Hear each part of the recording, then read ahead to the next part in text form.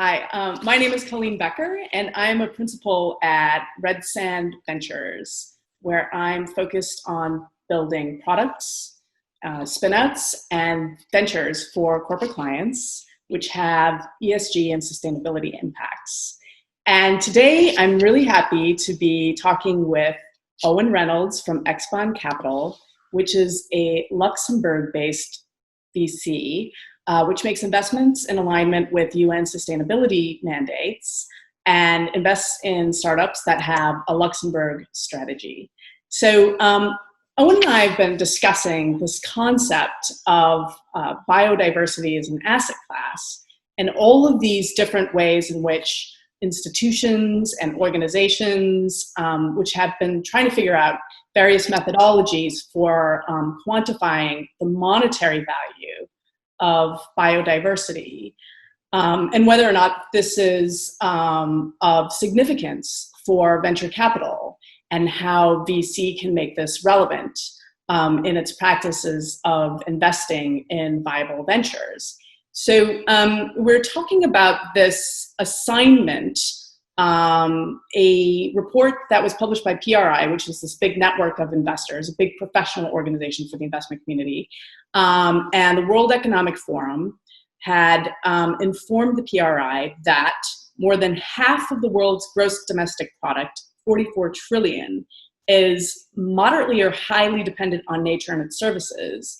But I've also read elsewhere that we only invest 300 billion a year in maintaining biodiversity and healthy ecosystems. So I'm just posing some questions to Owen around these ideas.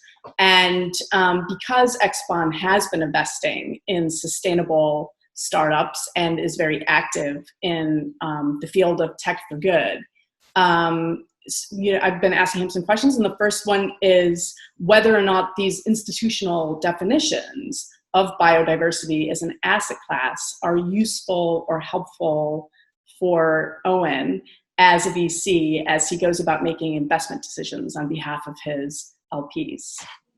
So thanks, Colleen, for offering the platform to share our thoughts on it here at Expon and what I think about it personally as well. After spending several years in sustainable investment, both before Expon and here at Expon, where we use the UN SDGs.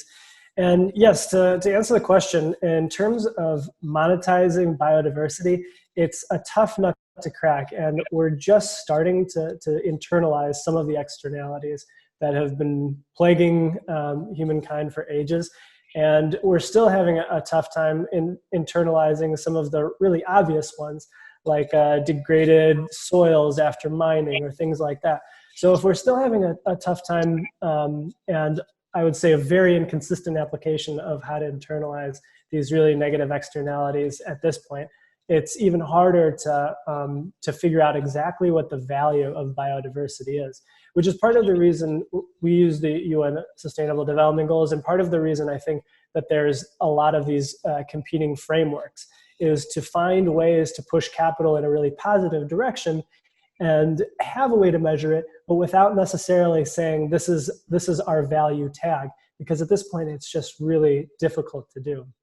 And if there are some really great startups you wanted to talk about, which are aligned with UN SDGs. Right. So the UN SDGs covers a lot of different, I would say, performance goals across both human development, biodiversity, environmental protection, and economic sustainability.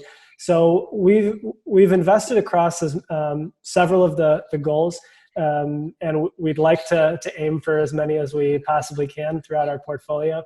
There's a couple that push in actually, I should explain what the UN SDGs allow for us to do in the first place. Is it allows us to push capital down these funnels, again with like a way of measuring it. But what we've ended up doing is, because there's kind of three levels to the UN SDGs: the goals, the targets, and the indicators. We've used this most granular component to measure. And then even before making an investment, we know that there is at least one number, whether it's a specific ratio or a specific quantity or a measurement that we can track throughout the longevity of the company. And because in venture investing, you don't know whether the company will hire 10 or 1,000 people, and you don't know whether the customer number will be 10 or 1,000, or whether it'll be the first of the 3 areas that they're planning on going into, or all of the industries that they're planning on going into. It allows us to kind of pick a couple key areas that we are sure the company is going in now, measure those as they go forward, depending on how far they get, and not being able to say, okay, this company didn't get to 10,000 employees, it's penalized. Rather being able to say, okay, these are the 100 people, or these are the 500 people that they did hire. These are the impacts. And without having to say, they either did meet the benchmark or didn't meet the benchmark, we can say that there is an incremental value to what the invested capital has done in terms of impact. And it also in the LP community of what that really means and how it can be applied. So there's starting to be more and more of a drive in that direction. We're starting to see more LPs pushing capital in that direction. But again, there's just not a great kind of communication about what ticks the box and what doesn't, and what they're looking for, whether it is specific environmental performance, human-related performance, economic goals, international goals like international development goals, and being able to have both the entrepreneurial community really actively looking for solutions, and having backing from LPs that aren't going to be putting money into products that aren't shifting shifting the needle.